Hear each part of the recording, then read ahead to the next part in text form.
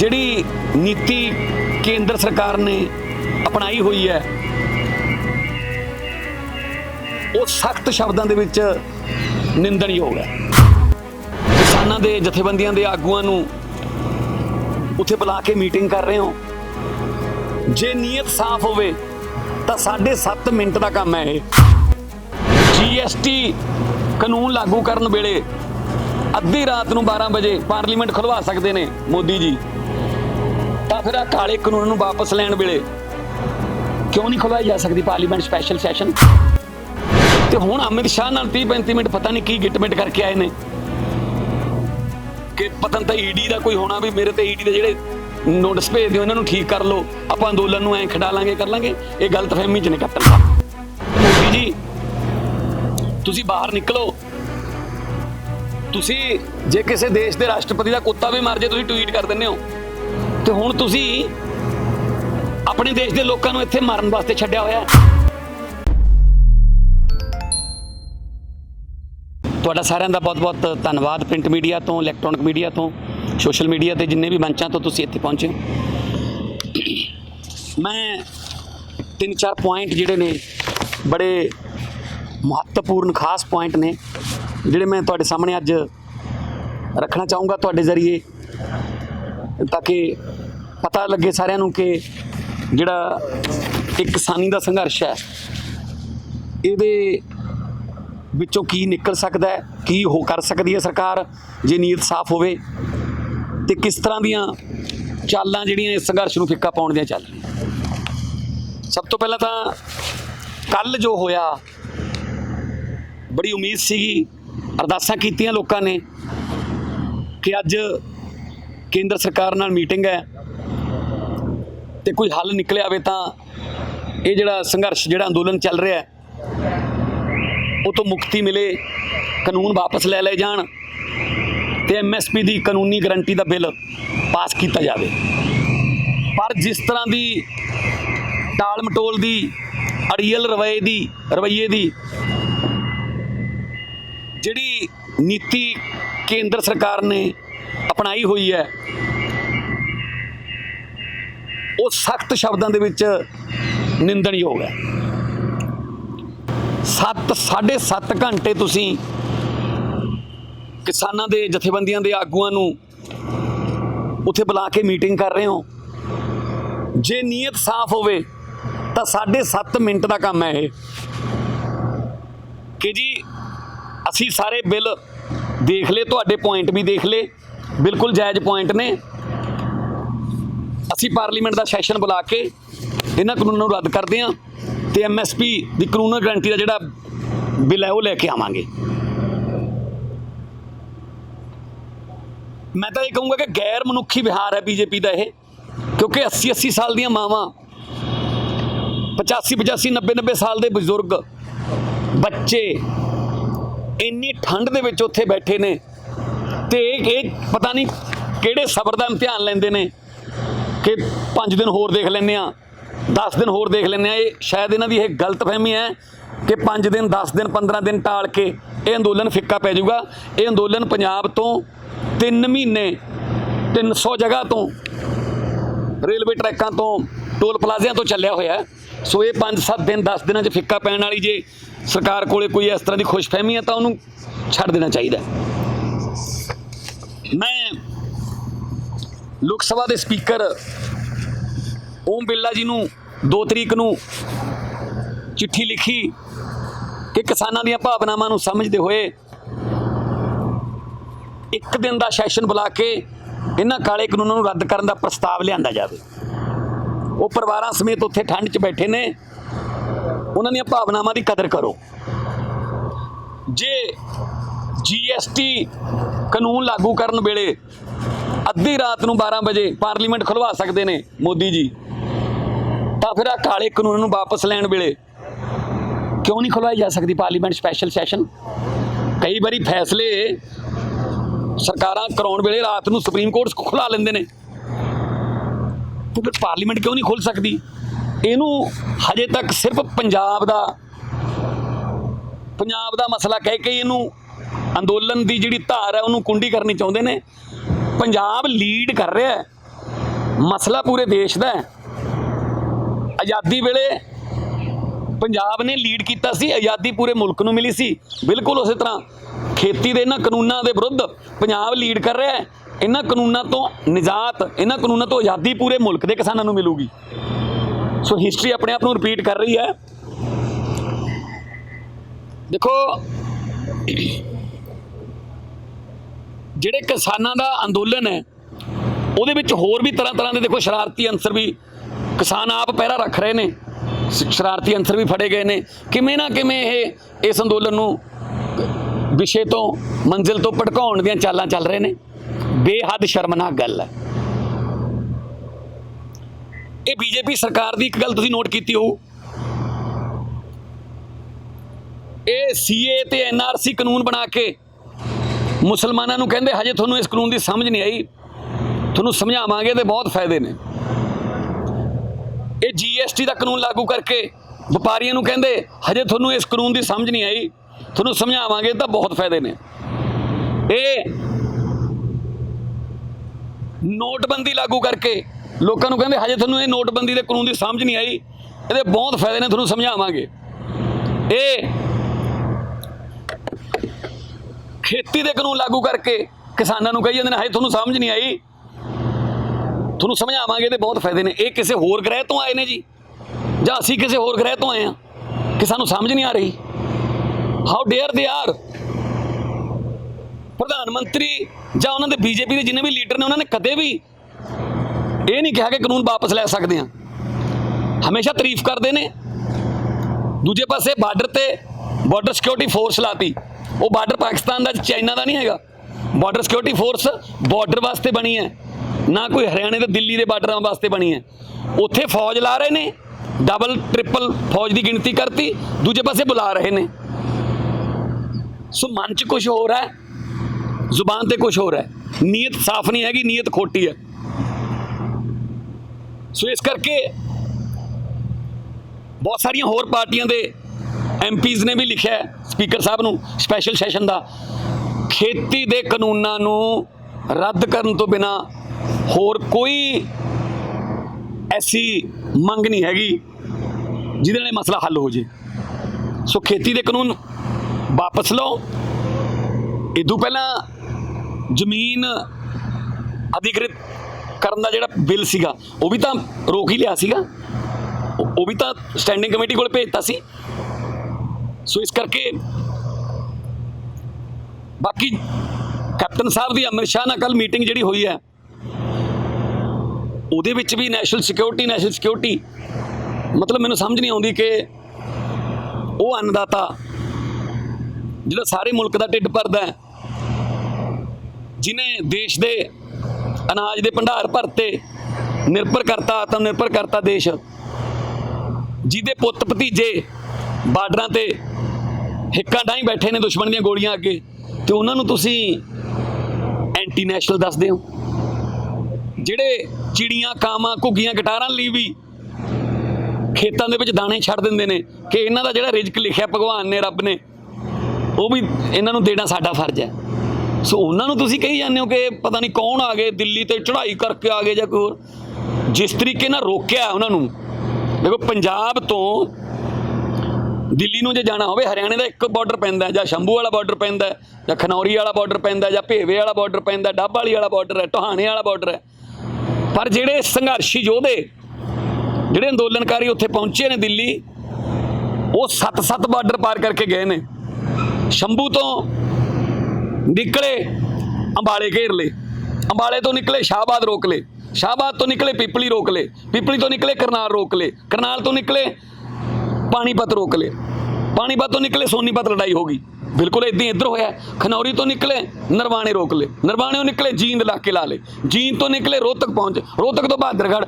ਮਤਲਬ ਇਹ ਜਿਹੜੇ ਟੈਕਟਿਕਸ ਨੇ ਨਾ ਕਿ 20 ਕਿਲੋਮੀਟਰ ਬਾਅਦ ਰੋਕਾਂ ਲਾਈ ਚੱਲੋ, ਪੱਥਰ ਸੁੱਟ ਦਿਓ, ਜਾਂ ਵੱਡੇ ਹਾਈਵੇ 'ਚ ਟੋਏ ਪੱਟ ਦਿਓ, ਇਹ ਦੁਸ਼ਮਣ ਦੀ ਫੌਜ ਨੂੰ ਰੋਕਣ ਵਾਸਤੇ ਹੁੰਦੇ ਨੇ ਕਿ ਜੇ ਉਹ ਇੱਥੇ ਤੱਕ ਆ ਗਏ ਤਾਂ ਅਸੀਂ ਆਹ ਪੁਲ ਤੋੜ ਦਾਂਗੇ, ਜੇ ਉਹ ਇੱਥੇ ਤੱਕ ਆ ਗਏ ਤਾਂ ਅਸੀਂ ਇੱਥੇ ਬਰੂਦੀ ਸੁਰੰਗਾਂ ਵਿਛਾ ਦਾਂਗੇ। ਇਹ ਕੋਈ ਫੌਜ ਚੜ੍ਹਾਈ ਕਰ ਰਹੀ ਸੀ? ਅੰਨਦਾਤਾ ਬਈ, ਦੇਸ਼ ਦਾ ਢਿੱਡ ਭਰਨ ਵਾਲਾ, खुद हत्थी 10 नौहां की किरत करने वाला, मिट्टी नाल मिट्टी होके धरती चों सोना गाउण वाला, तो उन्होंने तुसीं ऐदां रोक रहे हो जिवें कोई फौज ने चढ़ाई की होवे। सो बहुत शर्मनाक गल है। बाकी कैप्टन साहब कोले कई मौके सीगे इन्हां बिलों नूं रोकण दे, पर उन्होंने भी नीत दे विच खोट ही दिखाया। एक तो जो हाई पावर कमेटी बनी सी महाराष्ट्र के मुख्यमंत्री की अगवाई इन्होंने बिलों बारे ऑर्डीनेंसा बारे जिक्र करने लई ते फिक्र करने लई उहदे विच इन्होंने कुछ नहीं किया, सहमति प्रगटाई है। फिर कान सिंह पन्नू खेती सैकटरी तौर पर जो नीति आयोग ने बुलाए सी उदों जी रिपोर्ट आके दी वो भी दब ली गई। फिर 3 महीने 4 महीने किसानों नूं बेनती करी गए उठ खड़ो जी रेलवे ट्रैकों तो हुण उत्थे करनाटका के भी किसान ने, गुजरात वाले भी पहुँच गए, राजस्थान तो भी आ गए, उत्तराखंड के ने, यूपी के ने, मध्य प्रदेश तो मेगा पाटेकर जी आए हुए ने। तो हुण अमित शाह नाल 30-35 मिनट पता नहीं की गिटमिट करके आए ने कि पता नहीं ईडी का कोई होना भी मेरे तो ईडी के ਜਿਹੜੇ नोटिस भेज दो इन्हों ठीक कर लो, आप अंदोलन में ऐ खड़ा लाँगे कर लाँगे। ये गलतफहमी च ने कैप्टन साहब। लोक अंदोलन है, नॉन पोलीटिकल अंदोलन है। साढ़े सारे MLA दिल्ली के भी मंत्री, पंजाब के भी MLA, मैं भी खुद दिल्ली, अज फिर दिल्ली होऊंगा मैं, असी उन्होंने सपोर्ट ते हाँ, खातरदारी ते हाँ, क्योंकि जथेबंदियां ने यह पहले दिनों फैसला किया होया कि कोई पोलीटिकल पार्टी का कोई MP MLA उन्होंने मेन स्टेज पर जाके नहीं बैठ सकता, बोल नहीं सकता। असी उन्होंने इस फैसले का सत्कार करते हैं। पहले दिनों असी पंजाब दे विच भी इदां ही करते रहे हैं कि कोई झंडा नहीं, वलंटियरां नूं कहा होया कोई नारा नहीं लाउणा, कि असी MP MLA वलंटियर जिले प्रधान ये बाद च, किसान ते किसान दे पुत्त पहलां।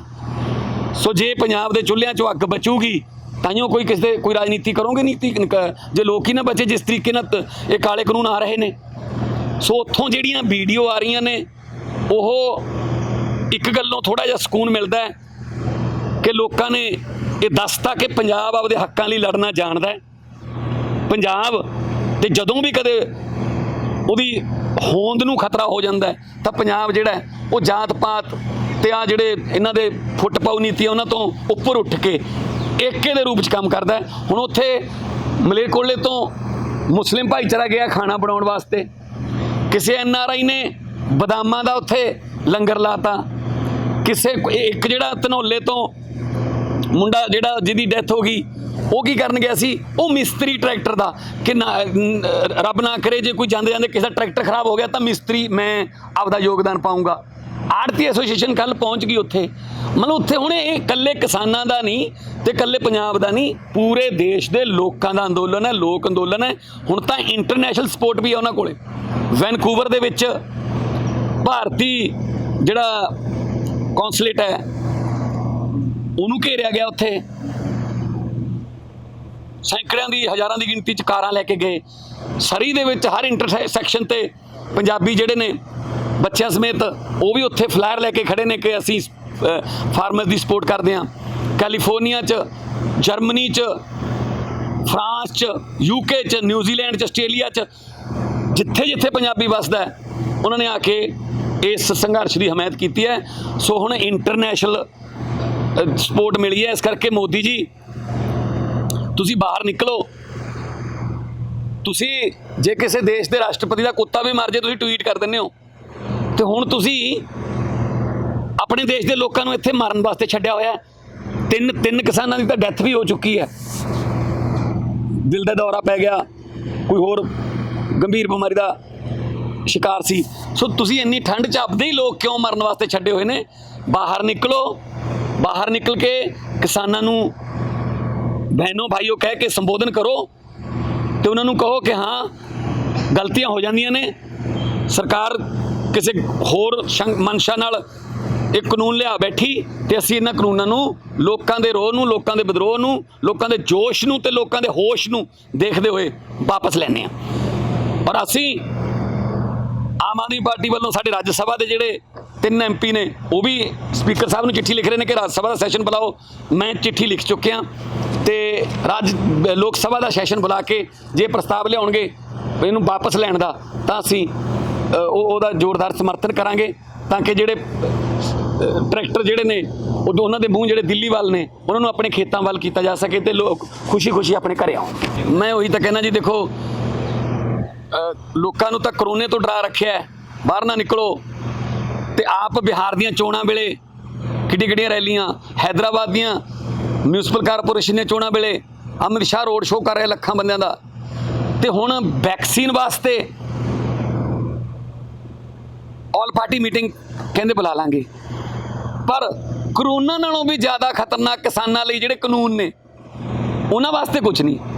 ਸੋ ਅਸੀਂ ਤਾਂ ਇਹ ਕਹਾਂਗੇ ਕਿ ਇਸ ਵਕਤ ਬਾਕੀ ਸਭ ਸੈਕੰਡਰੀ ਕਰ ਦਿਓ, ਪ੍ਰਾਇਮਰੀ ਤੇ ਪਹਿਲੇ ਨੰਬਰ ਤੇ ਇਹ ਅੰਦੋਲਨ ਦੇ ਮੁੱਦੇ, ਇਹ ਅੰਦੋਲਨ 'ਚ ਲੋਕਾਂ ਦਾ ਜੋਸ਼ ਦੇਖੋ ਤਾਂ ਕਿ ਜਿਹੜੀ ਸਰਕਾਰ ਹੈ ਉਹ ਲੋਕਾਂ ਦੇ ਦੁਆਰਾ ਚੁਣੀ ਜਾਂਦੀ ਹੈ ਤੇ ਉਹ ਲੋਕਾਂ ਲਈ ਹੀ ਕੰਮ ਕਰਨਾ ਚਾਹੀਦਾ ਹੈ, ਨਾ ਕਿ ਏਸੀ ਕਮਰਿਆਂ 'ਚ ਬਹਿ ਕੇ ਕਾਨੂੰਨ ਬਣਾ ਕੇ ਬਾਅਦ 'ਚ ਕਦੋਂ ਆ ਜਾਓ ਤੁਹਾਡੇ ਨਾਲ ਗੱਲ ਕਰਦੇ ਹਾਂ, ਸਮਝਾਉਂਦੇ ਹਾਂ। ਤੁਸੀਂ ਭ੍ਰਮਿਤ ਲੋਕ ਨਹੀਂ ਹੈਗੇ, ਭ੍ਰਮਿਤ ਕਿਸਾਨ ਨਹੀਂ ਹੈਗੇ ਕਿਸੇ ਭਰਮ 'ਚ।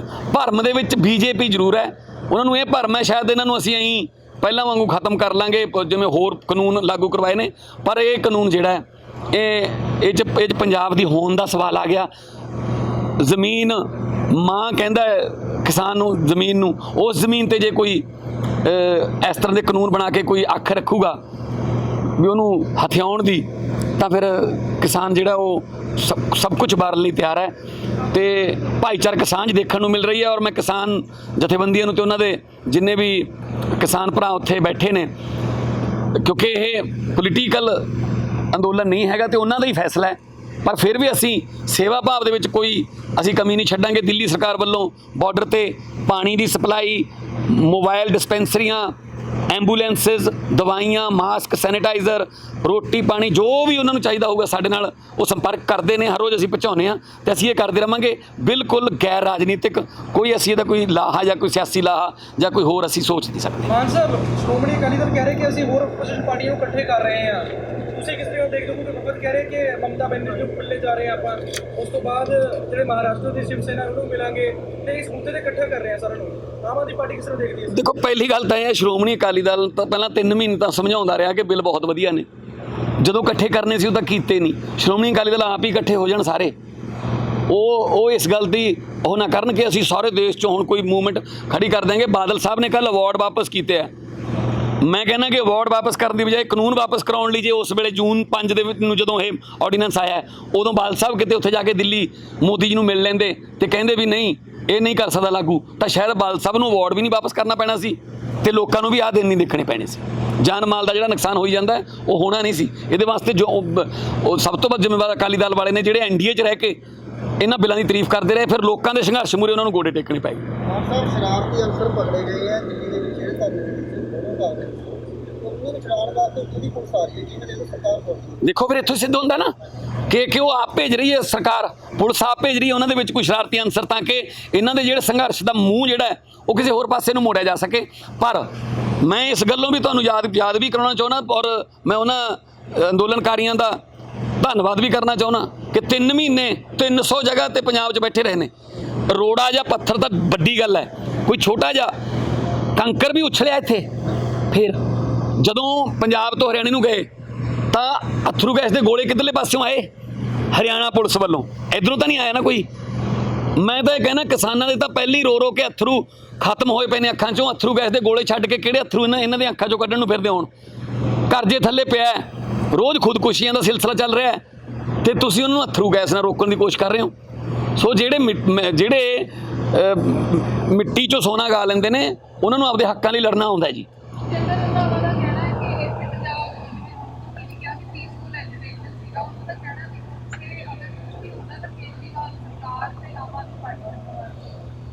ਦੇਖੋ, ਜੇ ਇਸ ਵਕਤ ਕੋਈ ਬੇਮੌਸਮੇ ਗੜੇ ਪੈ ਜਾਣ, ਰੱਬ ਨਾ ਕਰੇ, ਉਹ ਵੀ ਕੇਜਰੀਵਾਲ ਤੇ ਲਾਉਣਗੇ ਇਹ। ਜੇ ਜ਼ਿਆਦਾ ਗਰਮੀ ਪੈ ਜੇ ਉਹ ਵੀ ਕੇਜਰੀਵਾਲ ਕਰਕੇ ਹੈ, ਜੇ ਜ਼ਿਆਦਾ ਠੰਡ ਪੈ ਜੇ ਉਹ ਵੀ ਕੇਜਰੀਵਾਲ ਕਰਕੇ ਹੈ। ਸੋ ਉਹ ਤਾਂ ਦਿੱਲੀ ਦੇ ਬਾਰਡਰਾਂ ਤੇ ਬੈਠੇ ਨੇ, ਅਸੀਂ ਤਾਂ ਉਹਨਾਂ ਦੀ ਸੇਵਾ ਭਾਵ ਨਾਲ ਸੇਵਾ ਕਰ ਰਹੇ ਹਾਂ ਉਹਨਾਂ ਦੀ। ਉਹਨਾਂ ਨੂੰ ਜੋ ਚਾਹੀਦਾ ਜ਼ਰੂਰੀ ਜਿਹੜੀਆਂ ਚੀਜ਼ਾਂ ਉਹ ਅਸੀਂ ਪ੍ਰੋਵਾਈਡ ਕਰਾ ਰਹੇ ਹਾਂ। ਅਸੀਂ ਕਿਉਂ ਸ਼ਾਂਤੀ ਖਰਾਬ ਕਰਾਂਗੇ ਜੀ ਉਹਨਾਂ ਦੀ? ਅਸੀਂ ਖੁਦ ਕਹਿੰਦੇ ਹਾਂ ਕਿ ਸ਼ਾਂਤੀਪੂਰਵਕ ਸੰਘਰਸ਼ ਹੈ। ਸਾਥੋਂ ਜੇਲ੍ਹਾਂ ਵਾਸਤੇ ਉਹਨਾਂ ਨੇ 9 ਸਟੇਡੀਅਮਾਂ ਦੀ ਪਰਮਿਸ਼ਨ ਮੰਗੀ ਸੀ ਕਿ ਜੇਲ੍ਹਾਂ ਬਣਾਵਾਂਗੇ। ਕੀ ਗੱਲ ਕੋਈ ਫੌਜ ਚੜ੍ਹ ਕੇ ਆ ਰਹੀ ਸੀ? ਕੋਈ ਜੰਗੀ ਕੈਦੀ ਰੱਖਣੇ ਸੀ ਉੱਥੇ? ਤਾਂ ਅਸੀਂ ਕਿਹਾ ਵੀ ਜਦੋਂ ਸ਼ਾਂਤੀਪੂਰਨ ਸੰਘਰਸ਼ ਹੈ ਉਹਨਾਂ ਦਾ, ਸੰਵਿਧਾਨ 'ਚ ਉਹਨਾਂ ਨੂੰ ਹੱਕ ਹੈ, ਉਹ ਕਰ ਸਕਦੇ ਨੇ, ਤਾਂ ਅਸੀਂ ਜੇਲ੍ਹਾਂ ਬਣਾਉਣ ਦੀ ਇਜਾਜ਼ਤ ਨਹੀਂ ਦਿੱਤੀ। ਉਹ ਤੋਂ ਬਾਅਦ ਬਸ ਇਹ ਦੋ ਅਕਾਲੀ ਦਲ, ਕਾਂਗਰਸ, ਬੀਜੇਪੀ ਸਾਰੇ ਕੇਜਰੀਵਾਲ ਦੇ ਪਿੱਛੇ ਪੈ ਗਏ। ਤਾਂ ਸਾਡੀ ਤਾਂ ਆਪਦੀ ਪਾਰਟੀ ਅੰਦੋਲਨ 'ਚੋਂ ਨਿਕਲੀ ਹੈ ਜੀ, ਐਂਟੀ ਕਰਪਸ਼ਨ ਮੂਵਮੈਂਟ 'ਚੋਂ ਨਿਕਲੀ ਹੈ। ਉੱਥੇ ਵੀ ਕੋਸ਼ਿਸ਼ਾਂ ਹੋਈਆਂ ਸੀ ਕਿ ਇਹ ਸੰਘਰਸ਼ ਨੂੰ ਕੋਈ ਹੋਰ ਰੂਪ ਦਿੱਤਾ ਜਾਵੇ, ਪਰ ਜਦੋਂ ਲੋਕ ਆਪ ਮੂਹਰੇ ਲੱਗੇ ਹੋਣ ਫਿਰ ਇਸ ਤਰ੍ਹਾਂ ਦੀ ਕੋਈ ਚਾਲ ਇਹਨਾਂ ਦੀ ਕੋਈ ਸ਼ਰਾਰਤੀ ਅੰਸਰ ਭੇਜਣ ਦੀ ਜਾਂ ਕੋਈ ਹੋਰ, ਇਹ ਕਾਮਯਾਬ ਨਹੀਂ ਹੋ ਸਕਦਾ। ਬਾਲੀਵੁੱਡ ਦੇ ਕਲਾਕਾਰ ਵੀ ਖਿਲਾਫ ਕਰ ਰਹੇ ਨੇ ਕਿਸਾਨੀ ਦੀ ਟਵੀਟ ਵਾਰ ਚੱਲ ਰਹੀ ਹੈ ਇਸ ਵਕਤ। ਕਮਿਸ਼ਨਰ ਨੋਟ ਕਰਕੇ ਕਹਿੰਦੇ ਨੇ ਕਿ 100 ਰੁਪਏ ਚ ਬੀਬੀਆਂ ਜਿਹੜੀਆਂ ਉਹ ਆਉਂਦੀਆਂ ਕਿਰਾਏ ਤੇ। ਤੁਸੀਂ ਕਿਸ ਤਰੀਕੇ ਨਾਲ ਦੇਖਦੇ ਹੋ ਕਿਸਾਨੀ ਦੇ ਖਿਲਾਫ ਇੱਕ ਆਰਐਸਐਸ ਦੀ ਬੀਜੇਪੀ ਦੀ ਭਾਸ਼ਾ ਬੋਲੀ ਜਾ ਰਹੀ ਹੈ हिंदी ਚ? देखिए, कंगना रनौत ने जो ट्वीट किया एक बुजुर्ग महिला के लिए कि वो 100 रुपया दिहाड़ी पर आती हैं, बहुत ही अपमानजनक, बहुत ही शर्मनाक है। एक लेडी के खिलाफ बोल रही है, और उस माता ने जो जवाब दिया उससे तो मतलब मैं कह सकता हूँ कि बहुत तसल्ली मिली दिल को। उसने कहा कि मैं 100 रुपये की नहीं, तू मेरे साथ खेत में आके काम कर, तुझे 5-7 रुपए ज़्यादा दूंगी। मतलब एक 80-85 साल की महिला के लिए आप ऐसे अपने बैठ के एसी बंगलों में आप बयान दे रहे हैं, शर्म आनी चाहिए। और जितना भी इसका विरोध किया जाए उतना कम है। अरविंद केजरीवाल जी ने यह गल स्पष्ट की है कि ਜਿਹੜੇ ਇਹ ਕਾਨੂੰਨ ਨੇ ਉਹਨਾਂ ਦਾ ਤਾਂ ਉਹਦੇ ਨਾਲ ਕੋਈ ਸੰਬੰਧ ਹੀ ਨਹੀਂ, ਉਹ ਤਾਂ ਮੰਡੀ ਦੀ ਐਕਸਟੈਂਡੇਸ਼ਨ ਵਾਸਤੇ ਹੈ। ਪਰ ਇਹ ਹਰ ਵਕਤ ਕੇਜਰੀਵਾਲ ਮੈਂ ਪਹਿਲਾਂ ਵੀ ਕਿਹਾ, ਜਿਹੜੇ ਕੈਪਟਨ ਸਾਹਿਬ ਨੇ ਉਹ ਬੀਜੇਪੀ ਦੇ ਮੁੱਖ ਮੰਤਰੀ ਨੇ, ਜੋ ਦਿੱਲੀ ਗਏ ਨੇ, ਅਮਿਤ ਸ਼ਾਹ ਨੇ ਬੁਲਾਇਆ, ਨਾ ਤਾਂ ਆਪਦੀ ਹਾਈ ਕਮਾਂਡ ਨੂੰ ਮਿਲੇ, ਨਾ ਸੋਨੀਆ ਗਾਂਧੀ ਨੂੰ ਪ੍ਰਧਾਨ ਨੂੰ ਵੀ ਕੀ ਕਹਿਣਾ, ਕੀ ਗੱਲ ਕਰੀਏ। ਸਿੱਧੇ ਗਏ ਔਰ ਸਿੱਧੇ ਹੀ ਵਾਪਸ ਆਏ ਨੇ। ਪਤਾ ਨਹੀਂ ਕੀ ਗਿਟਮਿਟ ਕਰਕੇ ਆਏ ਨੇ। ਆ ਕੇ ਉਹਨਾਂ ਦਾ ਫਰਜ਼ ਬਣਦਾ ਸੀ ਦੱਸਣਾ ਕਿ ਆਹ ਗੱਲ ਹੋਈ ਆ ਅਮਿਤ ਸ਼ਾਹ ਨਾਲ। ਆ ਕੇ ਸਿਰਫ ਇਹ ਦੱਸਿਆ ਜੀ ਨੈਸ਼ਨਲ ਸਿਕਿਉਰਿਟੀ ਦਾ ਮਾਮਲਾ ਬਣ ਜਾਊਗਾ, ਇਹਨੂੰ ਜਿਹੜਾ ਛੇਤੀ ਹੱਲ ਕਰ ਦਿਓ। ਮੈਨੂੰ ਨਹੀਂ ਸਮਝ ਆਉਂਦੀ ਕਿ ਕੈਪਟਨ ਸਾਹਿਬ ਹਰ ਗੱਲ 'ਚ ਕਿਸਾਨਾਂ ਦੇ ਅੰਦੋਲਨ ਦੀ ਬਾਰੇ ਗੱਲ ਕਰਦੇ ਹੋਏ ਕਦੇ ਪਾਕਿਸਤਾਨ, ਕਦੇ ਨੈਸ਼ਨਲ ਸਿਕਿਉਰਿਟੀ ਕਿਉਂ ਵਿੱਚ ਲੈ ਆਉਂਦੇ ਆ। ਸੋ ਕਿਤੇ ਨਾ ਕਿਤੇ ਇਹ ਨਹੀਂ ਜੀ, ਉਹ ਅਸੀਂ ਕਲੀਅਰ ਕਰਤਾ। ਅਸੀਂ ਤਾਂ 12 ਅਕਤੂਬਰ 2020 ਨੂੰ ਪਹਿਲੀ ਵਾਰ ਪੰਜਾਬ ਦੇ ਸਾਰੇ ਐਮਐਲਏ, ਦਿੱਲੀ ਦੇ ਮੰਤਰੀ, ਅਰਵਿੰਦ ਕੇਜਰੀਵਾਲ ਜੀ ਖੁਦ ਜੰਤਰ ਮੰਤਰ ਤੇ ਧਰਨਾ ਦੇ ਕੇ ਕਿਹਾ ਸੀ ਕਾਨੂੰਨ ਵਾਪਸ ਲਓ। ਸੋ ਅਸੀਂ ਅੱਜ ਵੀ ਕਹਿੰਦੇ ਆ ਇਹ ਕਾਨੂੰਨ ਵਾਪਸ ਲਓ। ਮੈਂ ਸਪੀਕਰ ਸਾਹਿਬ ਨੂੰ ਚਿੱਠੀ ਲਿਖੀ ਹੈ, ਸਪੈਸ਼ਲ ਅਧੀਰ ਰੰਜਨ ਚੌਧਰੀ ਜੀ ਨੇ ਲਿਖੀ ਹੈ, ਹੋਰ ਵੀ ਐਮਪੀਆਂ ਨੇ ਲਿਖੀ ਹੈ ਕਿ 1 ਦਿਨ ਦਾ ਸੈਸ਼ਨ ਬੁਲਾ ਲਓ, ਇਹ ਕਾਨੂੰਨ ਵਾਪਸ ਲੈ ਲਓ, ਅਸੀਂ ਤੁਹਾਡਾ ਸਮਰਥਨ ਕਰਾਂਗੇ। ਤੁਸੀਂ ਇਹ ਗੱਲ ਵੀ ਐਡਮਿਟ ਕਰ ਲਓ कि साथों गलती होगी, जिमें कानून पास कराए ने, हाँ, जो इस कानून के पक्ष में हाँ कहें, जो इस पक्ष में नहीं है ना कहें, हाँ वालों की जीत हुई, हाँ वालों की जीत आए हैं, इदा धक्के नाल पास कराए ने। की लोड़ पई सी, किहड़ी एमरजेंसी आई सी कि जिहड़े कानून कोरोना की आफत दे विच जिहड़ा एक पास कराने पै गए। सो आपदा में से अफसर ढूंढ रहे हैं जो कि जिस मकसद में बीजेपी की सरकार टोटल फेल हुई है, और किसान जो हैं पूरे देश के वो एकजुट हैं, और ये लोक आंदोलन है, किसान आंदोलन है, और इसको कामयाब करने के लिए आम आदमी पार्टी दिल्ली में सरकार है, जितना भी उनकी सुविधा के लिए खातरदारी कर सकती है हम करते रहेंगे। एक गल होर मैं दसदा कि किसानां ने कल जिहड़ी एक बहुत वधिया गल कीती कि सरकार ਵੱਲੋਂ ਉਹਨਾਂ ਨੂੰ ਲੰਚ ਆਫਰ ਕੀਤਾ ਗਿਆ। ਉਹ ਕਹਿੰਦੇ ਅਸੀਂ ਤੁਹਾਡਾ ਨਮਕ ਨਹੀਂ ਖਾਣਾ, ਅਸੀਂ ਤਾਂ ਆਪਣਾ ਲੰਗਰ ਲੈ ਕੇ ਆਏ ਹਾਂ। ਕੱਲ ਉੱਥੇ ਚੰਡੂਣੀ ਸਾਹਿਬ ਹੀ ਗੁਰਨਾਮ ਸਿੰਘ ਜੀ ਜਿਹੜੇ ਹਰਿਆਣਾ ਦੇ ਪ੍ਰਧਾਨ ਨੇ, ਤੇ ਉਹਨਾਂ ਨੇ ਉਹ ਥੱਲੇ ਬਹਿ ਕੇ ਰੋਟੀ ਖਾ ਰਹੇ ਸੀ। ਸੋ ਉਹਨਾਂ ਨੇ ਦੱਸਤਾ ਇਹ ਕਿ ਅਸੀਂ ਭੁੱਖੇ ਨਹੀਂ ਮਰਦੇ, ਕਿਤੇ ਸੋਚੋ ਅਸੀਂ ਥੋੜੀ ਰੋਟੀ ਖਾਣ ਆਏ ਹਾਂ ਜਾਂ ਅਸੀਂ ਥੋੜੀ ਚਾਹ ਪੀਣ ਆਏ ਹਾਂ। ਅਸੀਂ ਅੰਨਦਾਤਾ ਹਾਂ, ਅਸੀਂ ਜੇ ਲੋਕਾਂ ਵਾਸਤੇ ਉਗਾ ਸਕਦੇ ਹਾਂ, ਆਪਦੇ ਵਾਸਤੇ ਵੀ ਉਗਾ ਸਕਦੇ ਹਾਂ। ਸੋ ਇਸ ਗੱਲ ਤੋਂ ਸਮਝਣਾ ਚਾਹੀਦਾ ਹੈ ਮੋਦੀ ਸਰਕਾਰ ਨੂੰ ਕਿ ਉਹ ਏਸੀ ਕਮਰਿਆਂ 'ਚ ਵਧੀਆ ਪਲੇਟਾਂ 'ਚ ਜਾਂ ਚਾਂਦੀ ਦੇ ਚਮਚਿਆਂ ਨਾਲ ਰੋਟੀ ਖਾਣ ਵਾਲੇ ਨਹੀਂ ਹੈਗੇ। ਉਹ 2 ਰੋਟੀਆਂ ਤੇ ਗੰਢਾ ਧਰ ਕੇ ਤੇ 4 ਧਰ ਕੇ ਰੋਟੀ ਖਾਣ ਵਾਲੇ ਨੇ। ਉਹ ਗਰਾਊਂਡ 'ਚੋਂ ਨਿਕਲੇ ਹੋਏ ਨੇ, ਜ਼ੀਰੋ ਗਰਾਊਂਡ ਤੋਂ ਜੀ। ਕੈਪਟਨ ਸਾਹਿਬ ਤਾਂ ਜੀ ਕੀ ਕਹਿ ਸਕਦੇ ਹਾਂ, ਉਹ ਹੁਣ ਕਹਿੰਦੇ ਪੰਜਾਬ ਨਾਲ ਕੋਈ ਲੜਾਈ ਨਹੀਂ ਹੈ, ਕੇਂਦਰ ਨਾਲ ਲੜਾਈ ਹੈ। ਤੇ ਲੜਨਾ ਕੀ ਨੇ ਫਿਰ? ਹੈੱਡ ਕੌਣ ਹੈ ਸਟੇਟ ਦਾ? ਮੁੱਖ ਮੰਤਰੀ ਕੌਣ ਹੈ? ਤੇ ਉਹਨਾਂ ਨੂੰ ਨਾਲ ਜਾਣਾ ਚਾਹੀਦਾ ਨਾ ਕਿ ਚਲੋ ਜੀ ਨਾਲ ਆਓ ਆਪਾਂ ਗੱਲ ਕਰਦੇ ਹਾਂ। ਹੋਰ ਮੁੱਖ ਮੰਤਰੀ ਨੂੰ ਉਹ ਬੁਲਾਉਂਦੇ ਵੀ ਆਓ ਆਪਾਂ ਗੱਲ ਕਰੀਏ। ਕਾਂਗਰਸ ਦੇ ਮੁੱਖ ਅਸ਼ੋਕ ਗਹਿਲੋਤ ਰਾਜਸਥਾਨ ਤੋਂ, ਛੱਤੀਸਗੜ੍ਹ ਤੋਂ ਬੁਲਾਓ ਉਹਨਾਂ ਨੂੰ, ਗੱਲ ਕਰੋ ਵੀ ਆਓ ਭਾਈ ਇਹ ਸਾਡੇ ਕਿਸਾਨਾਂ ਦਾ ਮੁੱਦਾ ਹੈ, ਅਸੀਂ ਹੱਲ ਕਰਾਉਣਾ ਹੈ। ਉਹ ਕੈਪਟਨ ਸਾਹਿਬ ਨੇ ਤਾਂ ਲਾਵਾਰ ਛੱਡ ਤੇ ਕਿਸਾਨ ਕਿ ਜਾਓ ਉੱਥੇ ਧੱਕੇ ਖਾਓ, ਉੱਥੇ ਠੰਡ 'ਚ ਮਰੋ, ਹੈ ਜੀ, ਬਦੀਨ ਹੋ। ਸੋ ਇਹ ਜ਼ਿੰਮੇਵਾਰੀ ਜਿਹੜੀ ਉਹਨਾਂ ਨੂੰ ਨਿਭਾਉਣੀ ਚਾਹੀਦੀ ਸੀ, ਕੈਪਟਨ ਸਾਹਿਬ ਨੇ ਨਹੀਂ ਨਿਭਾਈ, ਕਿਉਂਕਿ ਉਹ ਆਪਣੇ ਫਾਰਮ ਹਾਊਸ ਦੇ ਵਿੱਚ ਬੈਠੇ ਨੇ। ਇੱਥੋਂ ਸਿੱਧੇ ਜਾਂਦੇ ਨੇ ਹੈਲੀਕਾਪਟਰ ਅਮਿਤ ਸ਼ਾਹ ਕੋਲੇ, ਅਮਿਤ ਸ਼ਾਹ ਕੋਲੋਂ ਵਾਪਸ ਆ ਜਾਂਦੇ ਨੇ। E5 ਚੈਨਲ ਪੰਜਾਬੀ ਹੁਣੇ ਸਬਸਕ੍ਰਾਈਬ ਕਰੋ, ਬੈਲ ਆਈਕਨ ਤੇ ਕਲਿੱਕ ਕਰੋ।